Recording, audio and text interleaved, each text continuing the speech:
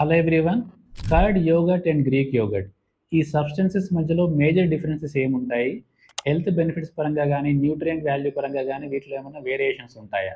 Curd గానీ, yoghurt గానీ, Greek yoghurt గానీ ఇవి 3 కూడా బేసిక్‌గా పాలను ఫర్మెంట్ చేయడం ద్వారా వచ్చేటువంటి ప్రొడక్ట్స్.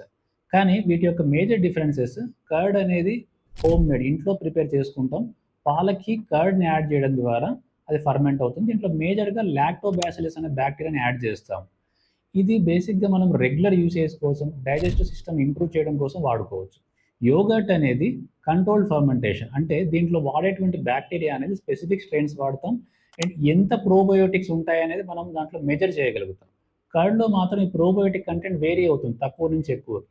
బట్ యోగర్ట్‌లో మాత్రం మనం ఎంతైతే డిజైర్డ్ ప్రోబయోటిక్ అచీవ్ అవ్వాలనుకుంటున్నామో అంత అమౌంట్ ఉంటుంది. సో, ఈ యోగర్ట్‌ని ఎవరికైతే స్పెసిఫిక్ హెల్త్ రీజన్స్ వల్ల ప్రోబయోటిక్ రిక్వైర్మెంట్ ఎక్కువ ఉంటుందో అలాంటి వాళ్ళు వాడుకోవచ్చు.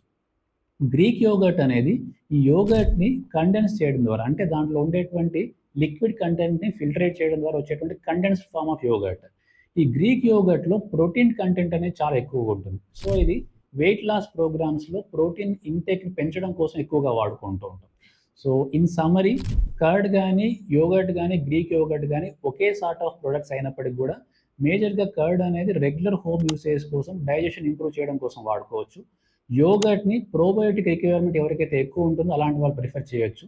గ్రీక్ యోగర్ట్ అనేది వెయిట్ లాస్ ప్రోగ్రామ్స్‌లో భాగంగా ప్రోటీన్ కంటెంట్ ఎవరికైతే ఎక్కువగా అవసరం ఉంటుందో అలాంటి వాళ్ళు వాడుకోవచ్చు.